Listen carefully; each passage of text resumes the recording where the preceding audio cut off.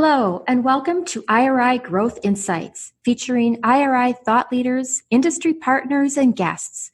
For more than 40 years, IRI has been known for its invaluable data, but these podcasts delve into the insights the data reveal to fuel market disruption and market growth for those in the CPG, retail, healthcare, and media markets. I'm your host, Joan Driggs, coming to you from IRI's corporate headquarters in Chicago.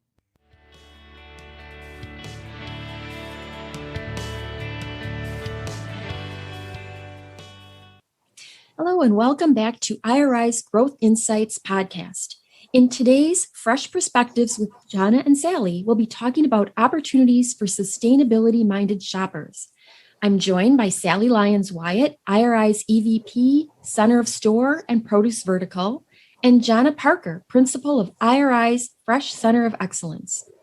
Jonna and Sally recently teamed for a webinar on this topic, so much more content and some excellent visuals are available on our website, iriworldwide.com. Welcome, ladies. Sustainability is complex. It's social, it's economic, it's environmental. So today, you're going to share why investing in sustainability and transparency is a winning strategy for Fresh. So what is it that you're seeing that says now? Like, why are we talking about this now?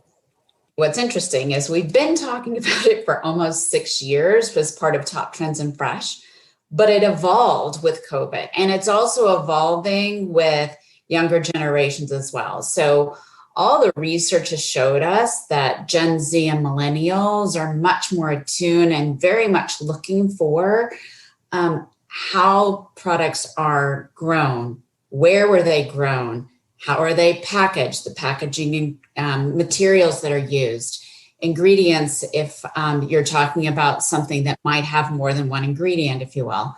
And what's happened through COVID is this heightened sense of awareness around all of that information.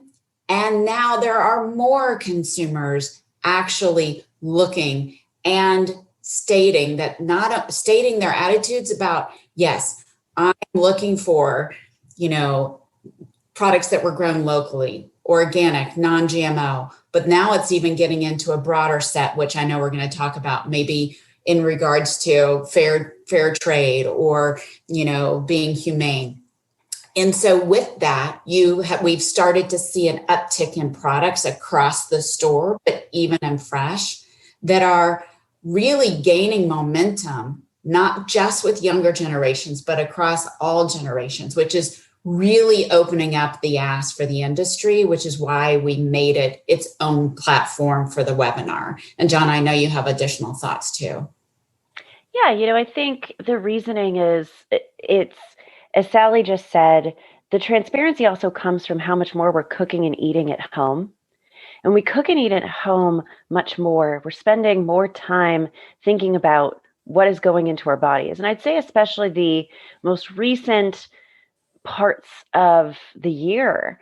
We also talked last time about health and wellness, and why that's so top of mind right now is because people gained weight during the pandemic. They were pretty sedentary.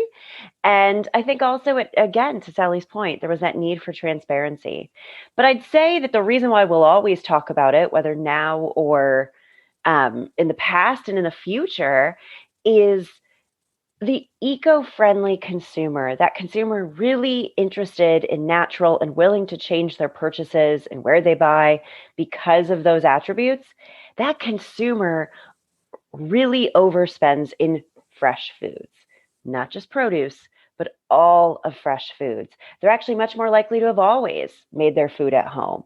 They're much more likely to spend on higher quality and higher benefits, in their opinion, products.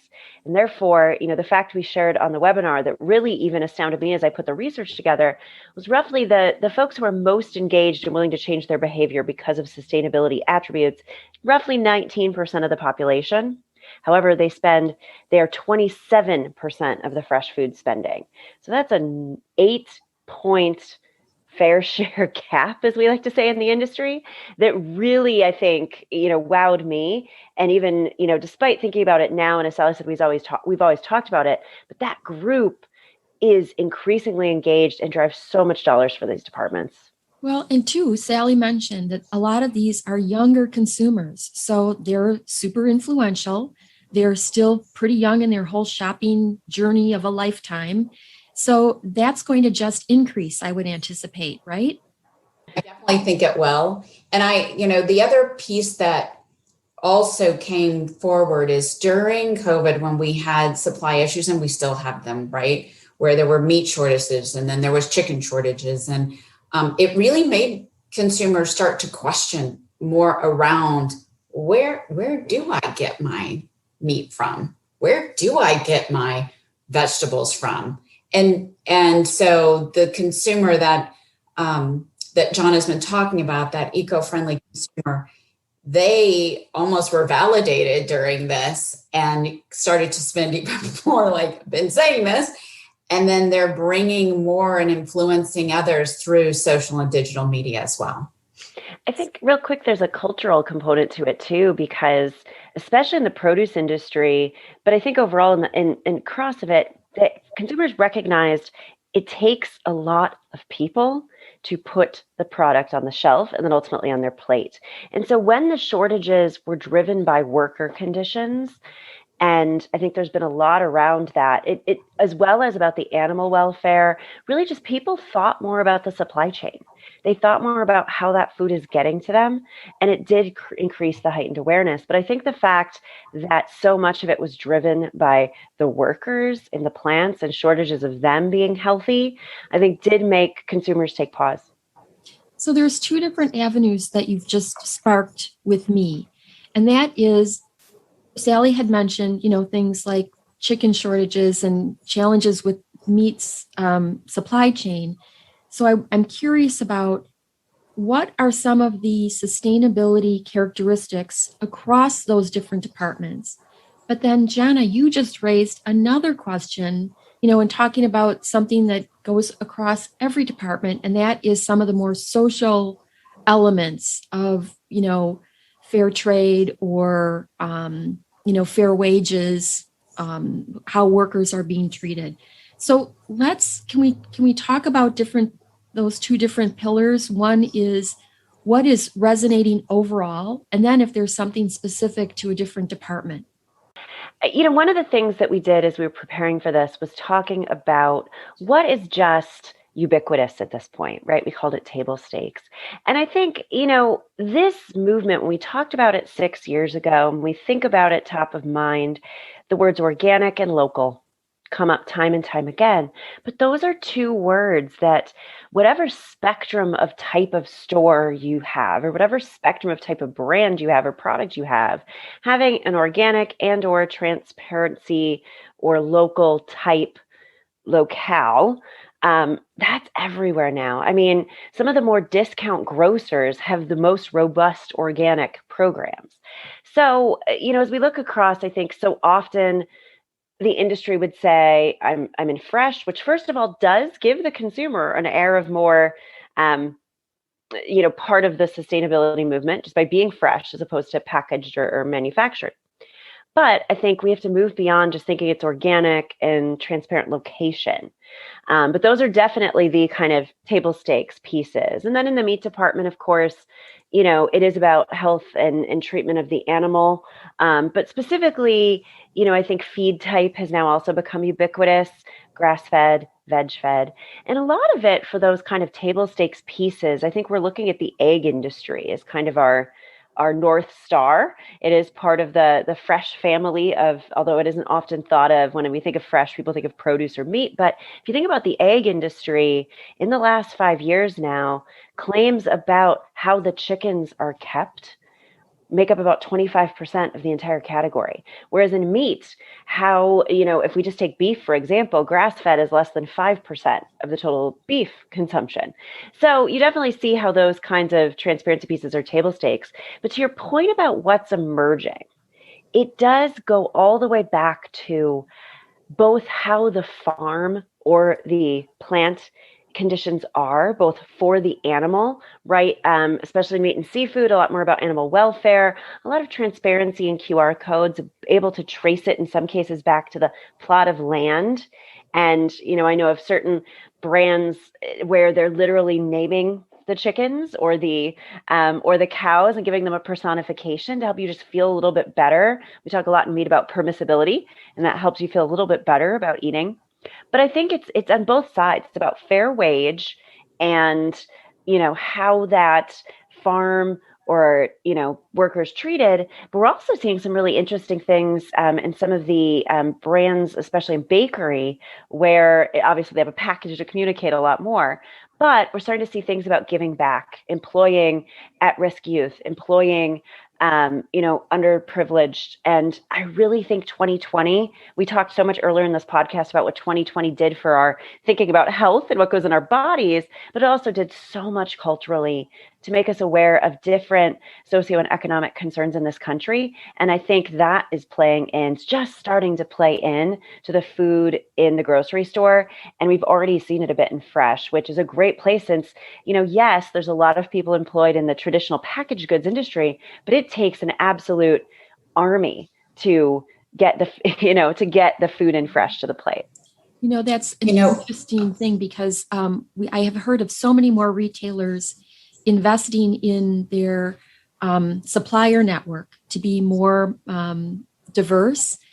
But you just raised a really interesting point that I don't think so much about those fresh purveyors and how much harder it would be to kind of onboard them into a supply chain because they have a much shorter shelf life. So that is, and I guess that goes back to that whole local too. If it's local, it'll be a lot easier to bring in. But that's really an excellent point.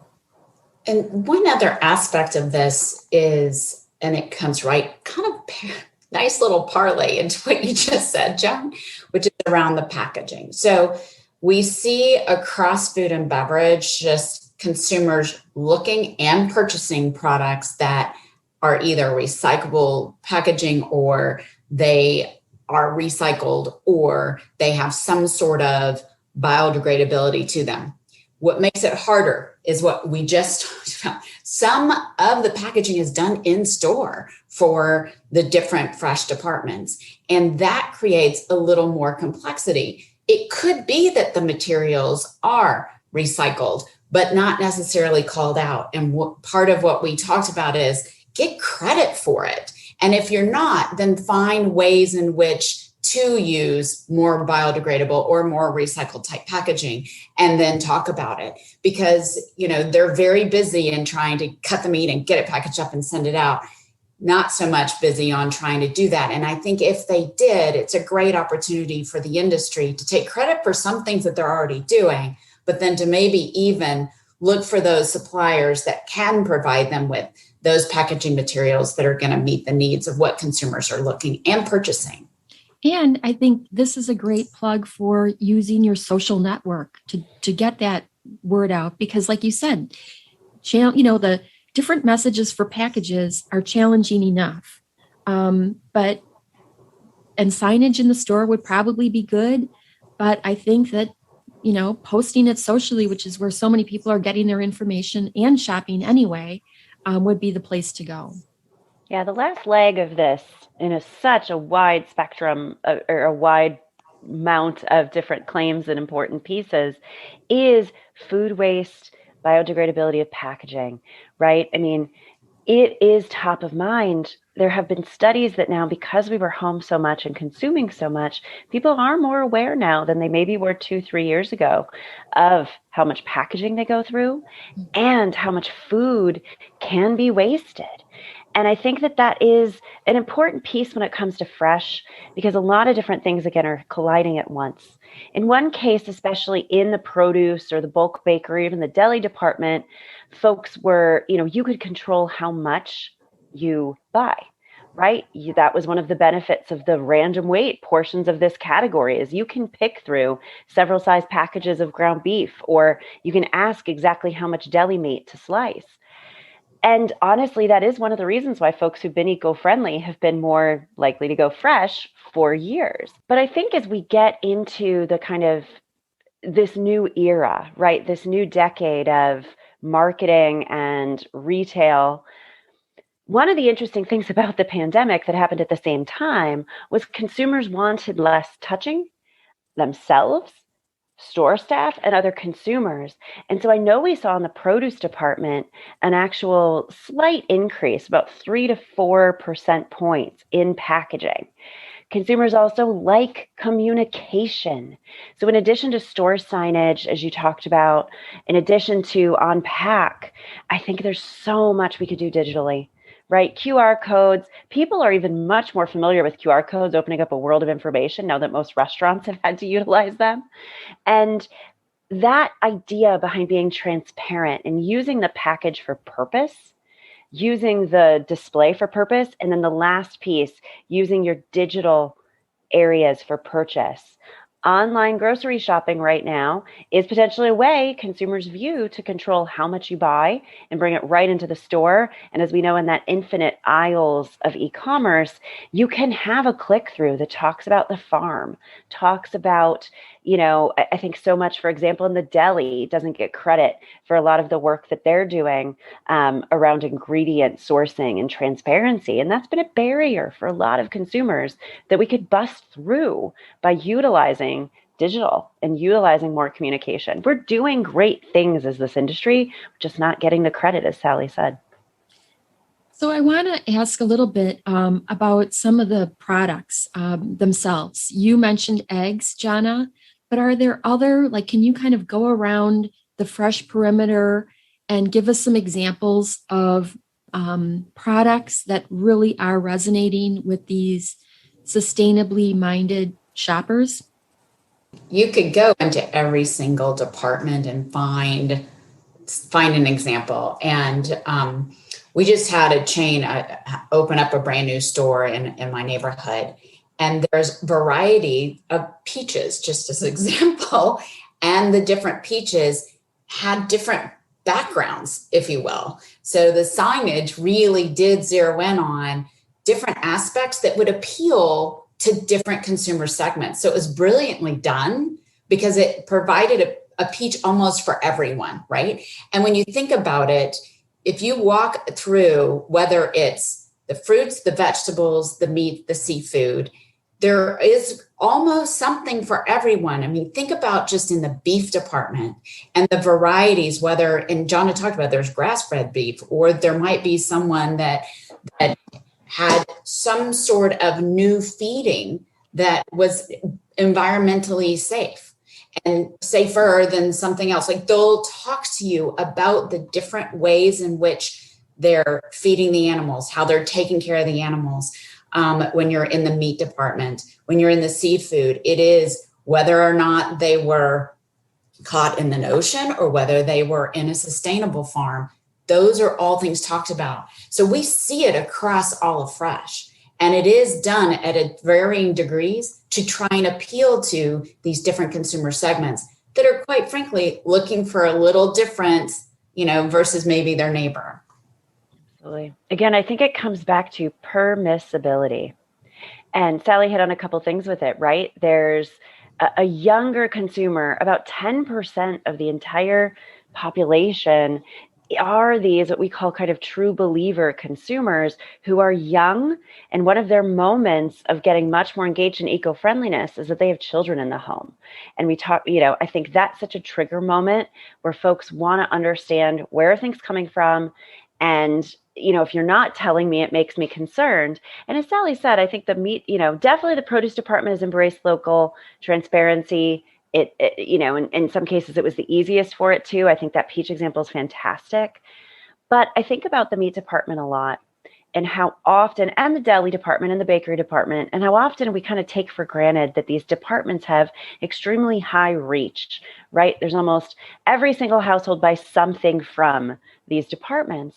And yet, as we've seen in almost every other category in the store, like wine, like ice cream, like, certainly when it comes to now hair care, even, there's so much personalization, so much you feeling like this segment of this, these products are for my unique needs. And yet we don't do that enough in the meat department, and especially in the deli department. We're kind of using the core of size and flavor to trigger purchases. And I think we're leaving dollars on the table. I think consumers want and need that kind of personalization. The example being, we do see, and it's still in very kind of fringe, natural forward retailers, but this concept of the traceability of this is the livestock, right? This is the full ingredient list. And oh, by the way, we've been limiting certain no things. Now, some of that actually was because retailers were saying, don't bring these ingredients to me more than the manufacturers pushing it. But I think the thing that really, again, astounded me as we were putting this together is, yes, when I walk into a natural and sustainable and organic banner of a retailer, of course, I'm expecting to see all those things. But the majority of these consumers I talked about, which again is 2 out of 10, 20% of the population, they are engaged in traditional grocery and they're going to mass and super centers. So why make them think that they have to check their ideas behind this at the door when they walk into one of these more traditional banners? I think there's so much that we could do to say, other than just this is the organic section, here's permissibility and feel good about your purchases because I've curated them for you. And I think that would actually halo out to a lot more consumers than we realize. There are retailers that are out there that absolutely do exactly what you said. So you got there when you were talking, because I was like, oh, but I've seen some that are doing it, but you're right. It's more the mainstream retailers that have an opportunity to continue to evolve. And to also find a potential to lead because of the reach that they have and the abilities because of their scale to really leapfrog some of those specialty or some of those more progressive retailers.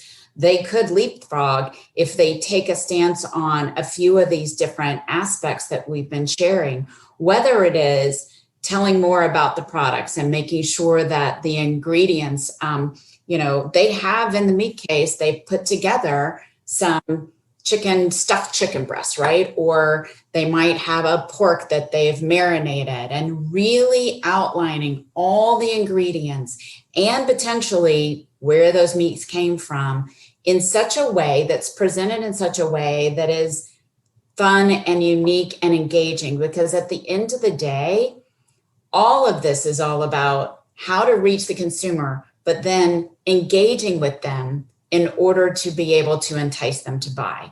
The mainstream retailers have an amazing opportunity to continue to evolve because they've done a nice job at getting the table stakes. They've done a really nice job with that. It's just now taking it to that next level of where Jonna was talking about, and we were talking about earlier, Joan, to really make it more table stakes to go deeper. It's just taking that one step to go a bit deeper, and the reach of what they're going to be able to have with consumers is going to be even greater. Yeah. I know this is a long game, but I feel it's especially relevant now because we've identified more meal occasions. We know people are going to be working from home more. We are more aware, as Jonna said, of what we're generating in terms of waste and trash and stuff. So now is a great time to, step it up, even small steps. It's worth the investment in transparency and sustainability for these shoppers, particularly because, as we've outlined, and I'm recapping here, they're younger consumers. Really leverage some of those digital opportunities, get those sustainability messages out. Tell the stories because we all love that connection. It's a deeper connection. And then I think you mentioned too, like a lot of these claims, the top claims like recyclable, things around packaging and reuse, those are table stakes. But the emerging issues are more social, with fair treatment of workers. And it goes across the entire fresh department. It goes across the whole store. But it's especially relevant in fresh because it's kind of like the hidden. It's not as relevant on packaging. So with that, thank you so much for your time and your insights. And I will look forward to our next Fresh Perspectives with Jonna and Sally. Thanks so much. Thank you for listening. Please become a subscriber and let us know what you want to learn more about. We'll serve it up in a future IRI Growth Insights episode. Look for us wherever you get your podcasts and be sure to review IRI Growth Insights. Also, visit us on the web at iriworldwide.com and connect with us on Twitter, Facebook, and LinkedIn.